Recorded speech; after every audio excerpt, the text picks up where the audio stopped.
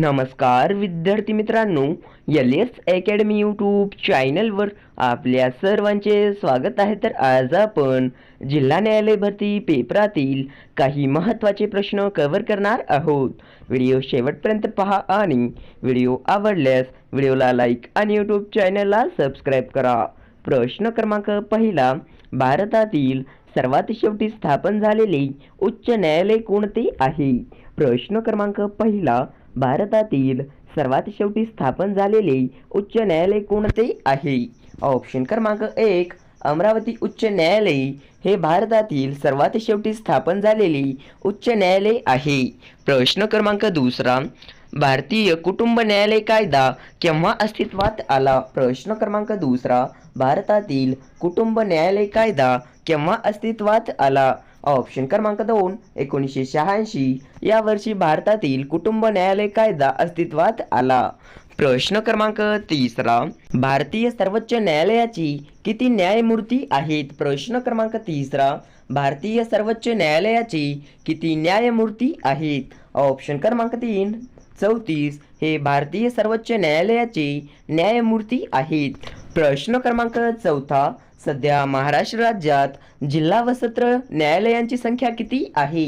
प्रश्न क्रमांक चौथा, सध्या महाराष्ट्र राज्यात जिल्हा व सत्र न्यायालयांची संख्या किती आहे? ऑप्शन क्रमांक 2, 29 ही सध्या महाराष्ट्र राज्यात जिल्हा व सत्र न्यायालयांची संख्या आहे। प्रश्न क्रमांक पाचवा, जिल्हा न्यायाधीशांची नेमणूक करण्याचा अधिकार कोणाला देण्यात आलेला आहे? प्रश्न क्रमांक पाचवा, जिल्हा न्यायाधीशांची नेमणूक करण्याचा अधिकार कोणाला देण्यात आलेला आहे? ऑप्शन क्रमांक 2, राज्यपाल यांना जिल्हा न्यायाधीशांची नेमणूक करण्याचा अधिकार देण्यात आलेला आहे। प्रश्न क्रमांक 6, जिल्हा व सत्र न्यायालय कोणत्या काळात स्थापन करण्यात आलेले आहेत? प्रश्न क्रमांक 6, जिल्हा व सत्र न्यायालय कोणत्या काळात स्थापन करण्यात आलेले आहेत? ऑप्शन क्रमांक 1, ब्रिटिश काळ या काळामध्ये जिल्हा व सत्र न्यायालय स्थापन करण्यात आलेले आहेत। प्रश्न क्रमांक 7, भारतीय न्यायव्यवस्थेतील सर्वात खालच्या स्तरचे न्यायालय कोणते आहे? ऑप्शन क्रमांक 2, तालुका स्तर न्यायालय हे आपले करेक्ट ऑप्शन आहे। प्रश्न क्रमांक 8, स्वराज्य पक्षाची स्थापना कोणत्या साली झालेली आहे? प्रश्न क्रमांक 8, स्वराज्य पक्षाची स्थापना कोणत्या साली झालेली आहे? ऑप्शन क्रमांक 3, 1923 या वर्षी स्वराज्य पक्षाची स्थापना झालेली आहे। प्रश्न क्रमांक 9, नमस्ते ही योजना कोणत्या मंत्रालयाने सुरू केलेली आहे? प्रश्न क्रमांक 9, नमस्ते ही योजना कोणत्या मंत्रालयाने सुरू केलेली आहे? ऑप्शन क्रमांक 2, सामाजिक न्याय मंत्रालय या मंत्रालयाने नमस्ते ही योजना सुरू केलेली आहे। प्रश्न क्रमांक 10, ट्विटरची स्थापना कोणत्या वर्षी झालेली आहे? प्रश्न क्रमांक 10, ट्विटरची स्थापना कोणत्या वर्षी झालेली आहे? ऑप्शन क्रमांक 2, 2006 या वर्षी ट्विटरची स्थापना झालेली आहे। प्रश्न क्रमांक 11, 2011च्या जनगणनेनुसार भारताचे लिंग गुणोत्तर किती होते? प्रश्न क्रमांक 11, 2011च्या जनगणनेनुसार भारताचे लिंग गुणोत्तर किती होते? ऑप्शन क्रमांक 1, 943 हे 2011च्या जनगणनेनुसार भारताचे लिंग गुणोत्तर होते। प्रश्न क्रमांक 12, सावकाश या क्रियाविशेषणाचा प्रकार ओळखा। प्रश्न क्रमांक 12, सावकाश या क्रियाविशेषणाचा प्रकार ओळखा। ऑप्शन क्रमांक 2, रीतिवाचक क्रियाविशेषण ही सावकाश या क्रियाविशेषणाचा प्रकार आहे। प्रश्न क्रमांक 13, मानवी पेशीमध्ये गुणसूत्रांची संख्या किती असते? प्रश्न क्रमांक 13, मानवी पेशीमध्ये गुणसूत्रांची संख्या किती असते? ऑप्शन क्रमांक 3, 46 ही मानवी पेशीमध्ये गुणसूत्रांची संख्या असते। प्रश्न क्रमांक 14, मांजरा पठार महाराष्ट्रातील कोणत्या भागात येते?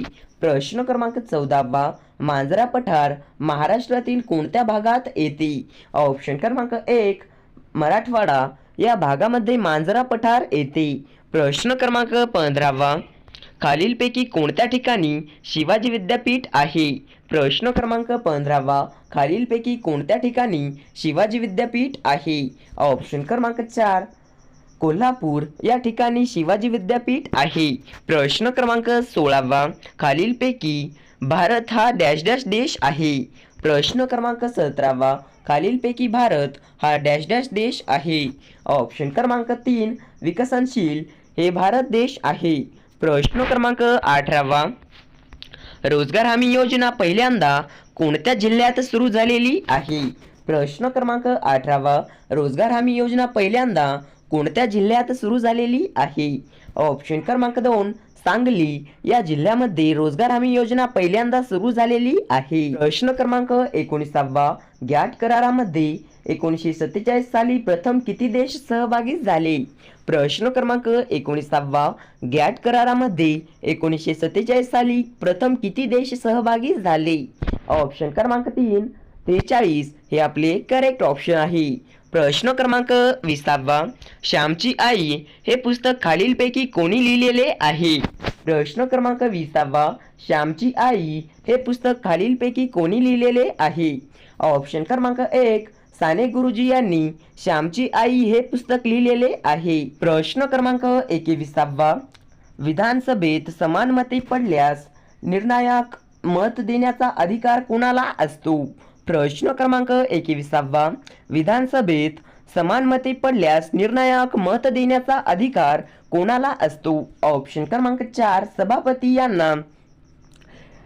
विधानसभेत समान मते पडल्यास निर्णायक मत देण्याचा अधिकार असतो. प्रश्न क्रमांक 22वा, भारतामध्ये हंगामी राष्ट्रपती एकूण किती काळ आपल्या पदावर राहू शकतो? प्रश्न क्रमांक 22वा, भारतामध्ये हंगामी राष्ट्रपती एकूण किती काळ आपल्या पदावर राहू शकतो? ऑप्शन क्रमांक 3, 6 महिने हे आपले करेक्ट ऑप्शन आहे. प्रश्न क्रमांक 23वा, राष्ट्रीय ग्राहक दिन कधी साजरा केला जातो? प्रश्न क्रमांक 23वा, राष्ट्रीय ग्राहक दिन कधी साजरा केला जातो? ऑप्शन क्रमांक 4, 24 डिसेंबर या दिवशी राष्ट्रीय ग्राहक दिन म्हणून साजरा केला जातो. प्रश्न क्रमांक 24वा, भारतीय राज्यघटनेत परिशिष्ट 8 मध्ये किती भाषांचा समावेश आहे? प्रश्न क्रमांक 24वा, भारतीय राज्यघटनेत परिशिष्ट 8 मध्ये किती भाषांचा समावेश आहे? ऑप्शन क्रमांक 2, 22 भाषांचा समावेश आहे. प्रश्न क्रमांक 25वा, मराठी भाषेतील पहिली सामाजिक कादंबरी कोणती आहे? प्रश्न क्रमांक 25वा, मराठी भाषेतील पहिली सामाजिक कादंबरी कोणती आहे? ऑप्शन क्रमांक 2, यमुना पर्यटन ही मराठी भाषेतील पहिली सामाजिक कादंबरी आहे. प्रश्न क्रमांक 26वा, लोकशाहीमध्ये खालीलपैकी कोणता अधिकार सर्वश्रेष्ठ असतो? प्रश्न क्रमांक 26वा, लोकशाहीमध्ये खालीलपैकी कोणता अधिकार सर्वश्रेष्ठ असतो? ऑप्शन क्रमांक 2, मताधिकार हे सर्वश्रेष्ठ अधिकार असतो. प्रश्न क्रमांक 27वा, अर्थव्यवस्थेतील प्रथम क्षेत्र म्हणून कोणत्या क्षेत्रात ओळखले जाते? प्रश्न क्रमांक 27वा, अर्थव्यवस्थेतील प्रथम क्षेत्र म्हणून कोणत्या क्षेत्रास ओळखले जाते?